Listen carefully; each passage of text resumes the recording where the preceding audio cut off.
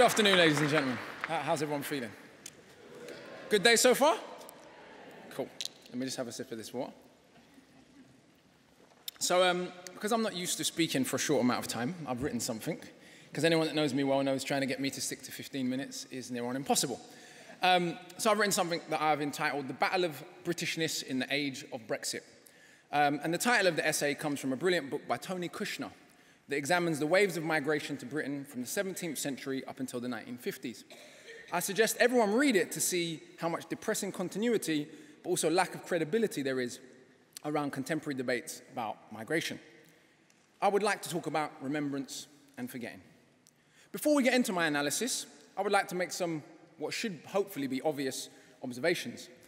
By analysing the role that narrow nationalism, xenophobia, and often outright racism played in the Brexit campaign, we are of course not suggesting that everyone that voted Leave is akin to the Grand Wizard of the Ku Klux Klan, nor that Remain voters are a homogenous group of revolutionary anti-racists.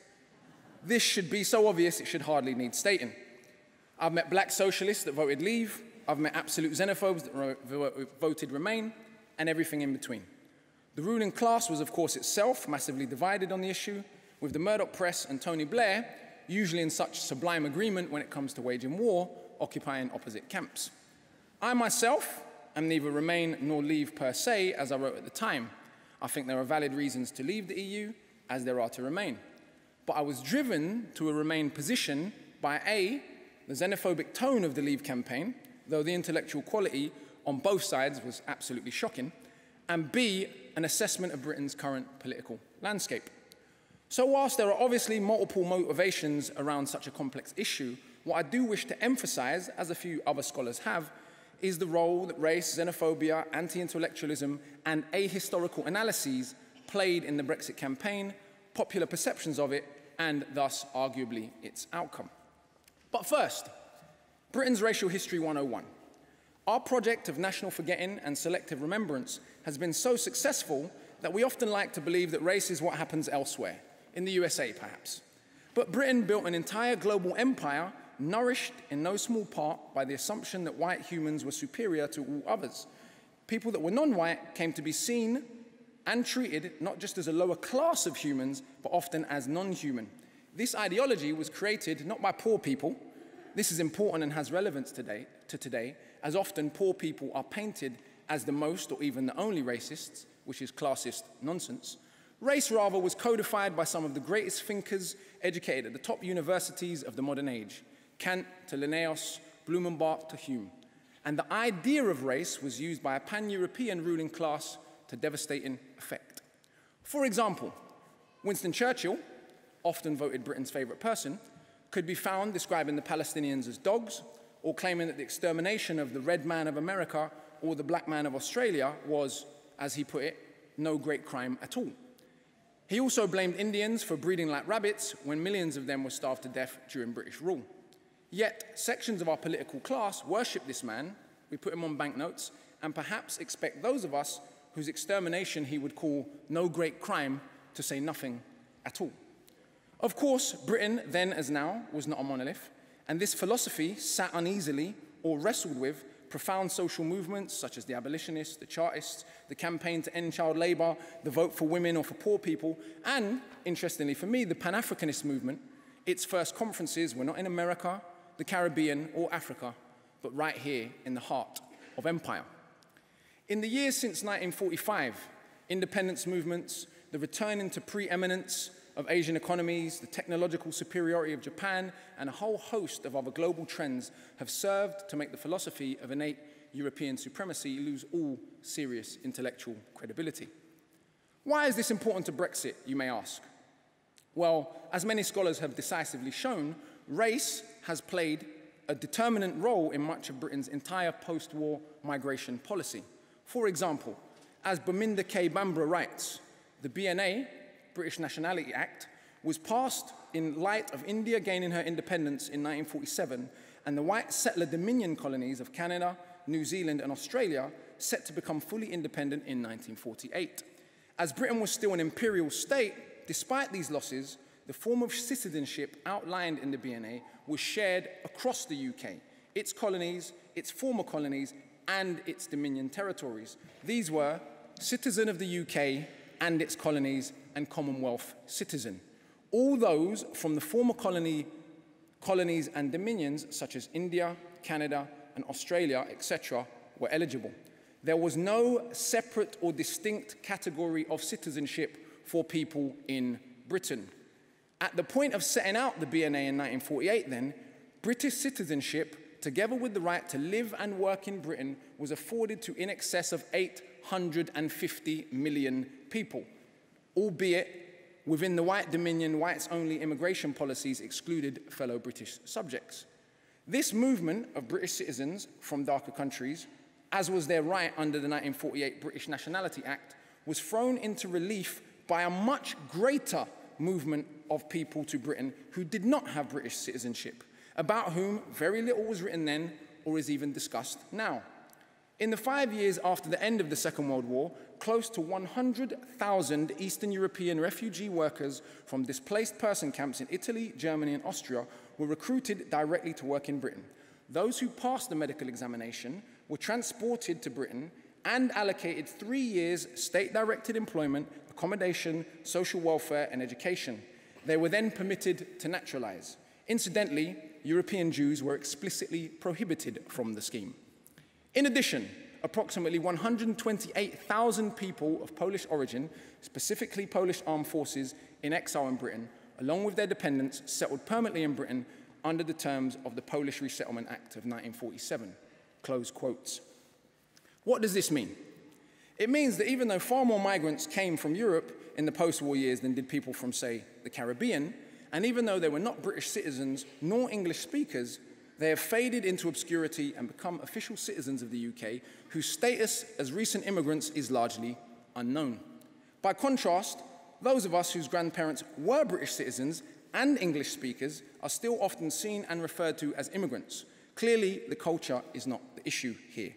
The presence of mass European migration in the post-war years did not elicit a Keep Britain Anglo-Saxon campaign. I've heard it mentioned that the British people were not consulted about this post-war migration many times during the Brexit campaign, but simply this ignores the fact that people that came from the Commonwealth were already British. This was put pay to them, as Elliot Cooper from Oxford University notes. The 1962 Immigration Commonwealth Act repealed the free movement of subjects of the British Empire migrating to the mother country. British imperial subjects now had to prove that they had a grandparent with a British passport. The fully intended consequence of this was to halt the migration to Britain by people of African or Asian heritage, with those from the white settler colonies, South Africa, Australia, etc., being the only colonial citizens who could satisfy the criteria. The last Commonwealth Act was passed in 1971. Britain subsequently joined the EU. Europeans who spoke entirely different languages came from countries that Britain had, in living memory, gone to war with, had been prioritized for citizenship over people whose land, labor, and resources literally built the country. My point is, as stated, not to claim that race and bigotry are the only factors in British politics, but rather to show, as should be obvious, that they have been and remain key factors in allocating space, treatment before the law, citizenship, and perceived status and rights as really British. We've heard it said repeatedly that leaving the EU will allow Britain to stop neglecting the Commonwealth. But those of us that actually come from the Commonwealth countries tend to shudder when we hear this. Why? What have we seen to reflect this newfound love for the Commonwealth in recent years? Immigrant go-home vans trawling the streets of Tower Hamlets? I wonder who they're looking for. Anyone who's been to Tower Hamlets knows that they certainly were not looking for Swedish people or white New Zealanders. In 2015, David Cameron announced that the UK would be building a £25 million prison in Jamaica to rehouse Jamaican nationals currently in Britain's prisons. The problems with this were multifaceted. First, there are more Irish and Polish nationals in Britain's prisons than there are Jamaicans, so one may ask legitimately, why the focus on Jamaica? Two, there were only 700 Jamaican nationals in the UK's prisons at the time, so one may equally ask if that's really worth £25 million. And three, perhaps the worst of all, the Jamaican government responded by saying that what was being reported was inaccurate and no such deal had been signed, rather just that discussions had been opened. More recently, we have seen charter planes full of Jamaican nationals, Kenyans, Nigerians, Ghanaians, and others from Commonwealth countries, many of whom had spent decades in Britain, indeed most of their lives, had British children and British partners, and even those without criminal records being sent back to countries that some of them had not visited since childhood. There will be no planes full of Australians, Swedes, or Germans, I can promise you that. If the British government was serious about wanting to engage for the first time in a mutually beneficial relationship with the non-white parts of the Commonwealth, this is a strange way to go about it.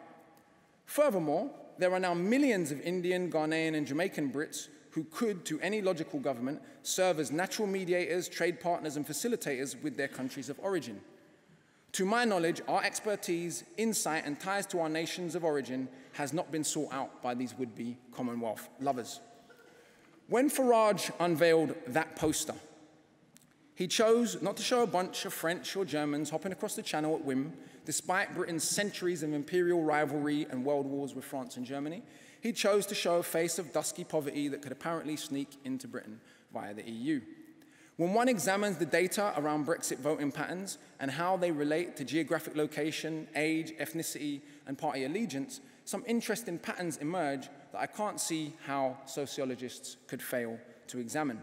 According to the Lord Ashcroft poll data, for example, 96% of UKIP voters voted leave, hardly surprising.